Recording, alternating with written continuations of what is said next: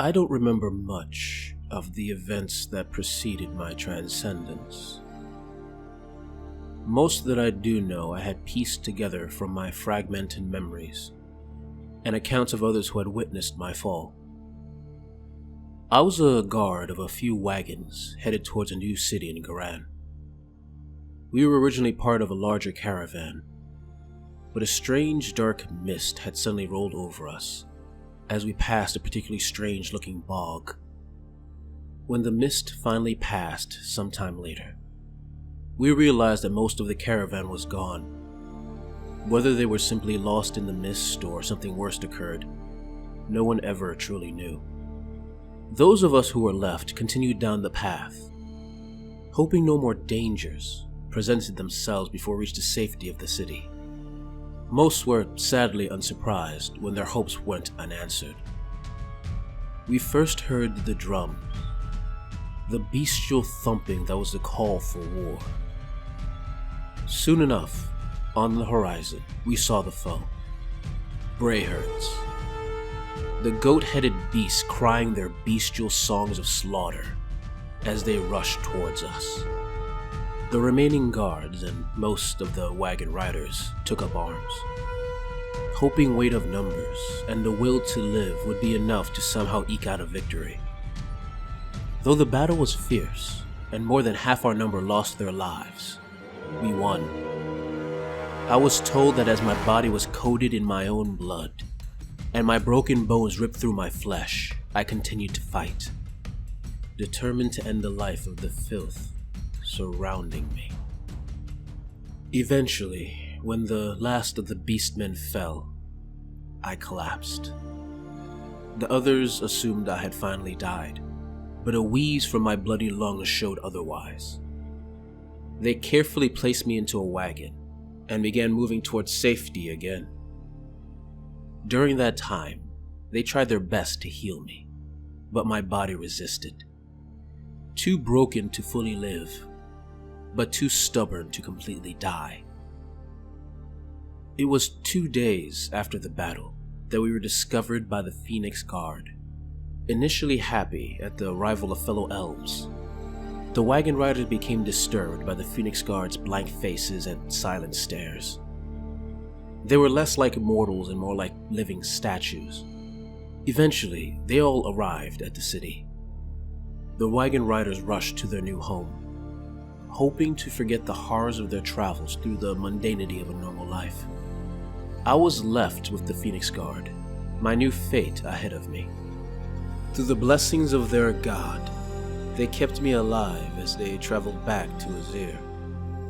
Their ultimate goal being the Temple of the Earth Phoenix, the god beast they worshipped. I was then taken to their temple shrine. Within it, a flame-spire phoenix embraced me in its wings. The last thing I can ultimately remember being the flames surrounding my body. I don't know if my body was healed or I was simply reborn from my ashes. But ultimately, I was reborn. And with that rebirth was a change. I was now one of the Phoenix Guard, one of the silent warriors of the Earth Phoenix, sworn to serve my new god by cleansing the chaos filth that for too long has corrupted the realms.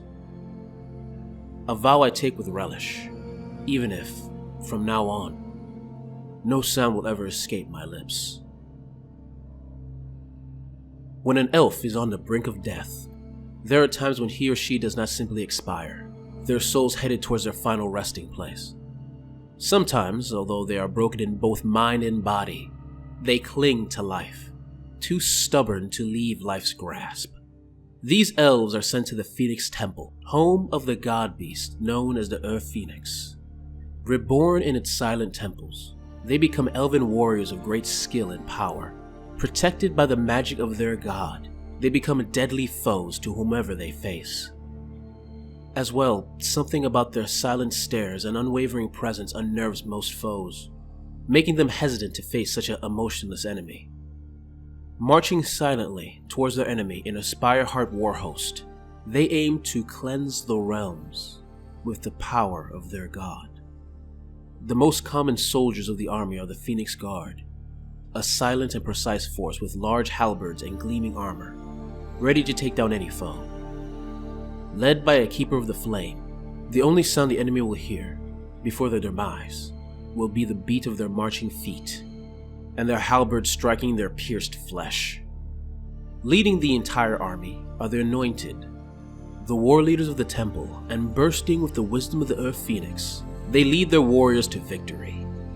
The power of their god gifting the Anointed with the wisdom to counter the tactics of the enemy with supernatural skill.